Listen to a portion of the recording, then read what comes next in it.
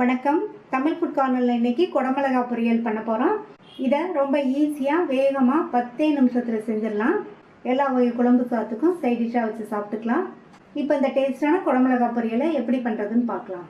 இது வரைக்கும் நம்ம சேனலை சப்ஸ்கிரைப் பண்ணாதவங்க சப்ஸ்கிரைப் பண்ணிவிட்டு பக்கத்தில் உள்ள பெல் பட்டனையும் கிளிக் பண்ணிக்கோங்க. இந்த பேனில் 1 டேபிள் ஸ்பூன் எண்ணெய் சூடாயிடுச்சு. அதில் 1/2 டீஸ்பூன் கடுகு பொரிஞ்சதும் 1 டீஸ்பூன் கடலைப்பருப்பு, 1 டீஸ்பூன் உளுந்தம்பருப்பு. அடுத்து இது கூட வறுத்து தோல் எடுத்த வேர்க்கடலை 1/4 கப் சேர்த்துக்கலாம். இதையும் லைட்டாக வறுத்துட்டு அடுத்து கறிவேப்பிலை, 2 பூண்டு ஸ்லைஸ் பண்ணது, ஒரு மீடியம் சைஸ் வெங்காயம் பொடியாக கட் பண்ணது, 2 காஞ்ச மிளகாய் கட் பண்ணது. இது எல்லாத்தையும் வதக்கிக்கலாம். வெங்காயம் லைட்டாக வதங்கினா போதும்.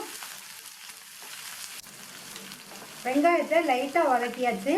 அடுத்து குடமிளகாவோடு சேர்ந்து வதங்கிடும். 400 கிராம் குடமிளகாவை வாஷ் பண்ணிவிட்டு இந்த மாதிரி நீல சைஸாக கட் பண்ணி வச்சுருக்கேன். அதை சேர்த்துட்டு இது கூட இதுக்கு தேவையான அளவு உப்பையும் சேர்த்து இந்த எண்ணெயிலேயே நல்லா வதக்கி வச்சுக்கணும்.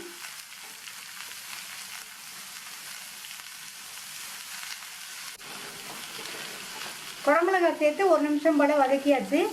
இந்த குடமிளகாய் பொரியலுக்கு வேர்க்கடலை சேர்த்து பொரியல் பண்ணும்போது அதனுடைய சுவை வந்து ரொம்ப ரொம்ப சூப்பராக இருக்கும். இப்போ மூடி வச்சிடலாம். குடமிளகாய் வெந்து வரட்டும். குடமிளகாய் சாஃப்டாக வேகக்கூடாது, ஓரளவு க்ரன்ச்சியாக இருந்தால் தான் சாப்பிட்றதுக்கு நல்லாயிருக்கும். இடையில அப்பப்போ திறந்து பார்த்து வதக்கி விட்டுக்கங்க. இப்போ 4 நிமிஷம் கிட்ட ஆச்சு. குடமிளகாய் கரெக்டாக வெந்திருக்கு. அதனுடைய கலரும் மாறாமல் இருக்குது, க்ரன்ச்சியாக இருக்குது. இந்த மாதிரி க்ரன்ச்சியாக இருந்தால் தான் டேஸ்ட்டாக இருக்கும். அடுத்து இது கூட 2 டேபிள் ஸ்பூன் தேங்காய் துருவல் சேர்த்துக்கலாம்.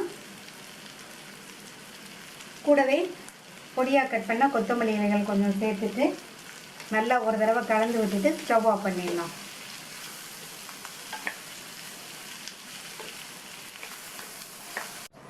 ரொம்ப ரொம்ப ஈஸியாக 10 நிமிஷத்தில் பண்ணக்கூடிய சுவையான கேப்சிகம் பொரியல் ரெடி ஆயிடுச்சு.